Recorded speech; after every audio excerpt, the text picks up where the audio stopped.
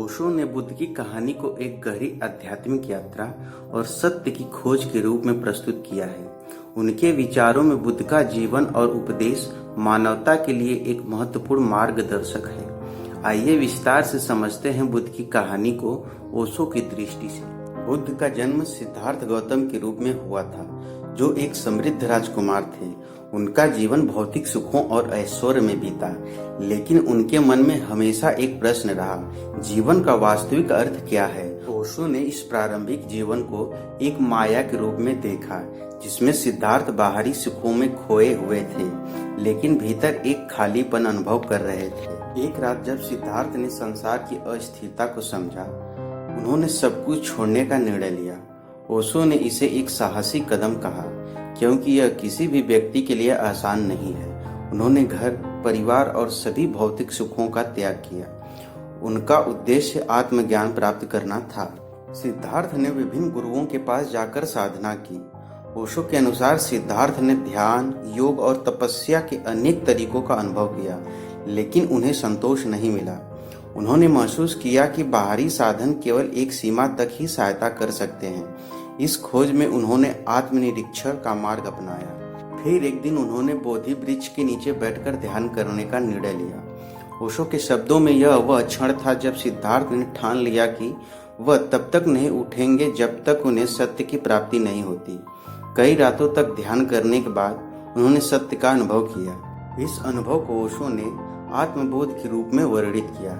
सिद्धार्थ ने न केवल आंतरिक सच्चाई को समझा, बल्कि उन्होंने जीवन और मृत्यु, सुख और दुख की गहराइयों को भी समझा। बुद्ध बनने के बाद सिद्धार्थ ने अपनी शिक्षाओं का प्रचार शुरू किया। ओशो ने कहा कि बुद्ध का संदेश बहुत सरल था, दुख का कारण समझो और उसे समाप्त करो। उन्होंने 4 आर्य सत्य और 8 पथ का पाठ पढ़ाया, जो आत्मज्ञान की ओर ले जाता है। ओशो ने बताया कि बुद्ध की शिक्षाएं न केवल धार्मिक थी, बल्कि यह जीवन के गहरे अनुभवों को समझने का एक साधन थी। ओशो ने ध्यान के महत्व पर विशेष जोर दिया।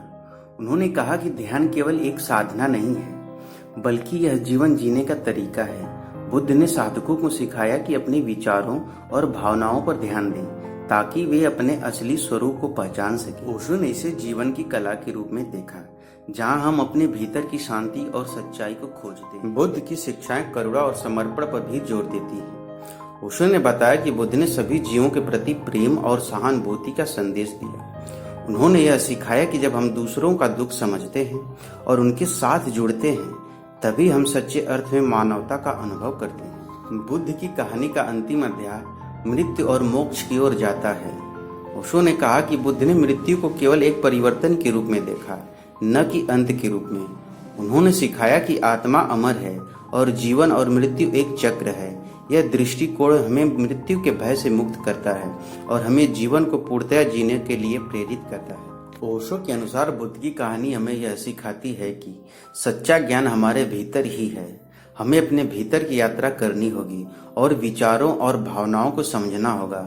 यह एक ऐसी यात्रा है जो कठिन तो है, लेकिन अंततः आनंददायक और मुक्तिदायक है। अगर आपको यह कहानी अच्छी लगी तो वीडियो को लाइक करें, कमेंट करें और चैनल को सब्सक्राइब करें। धन्यवाद।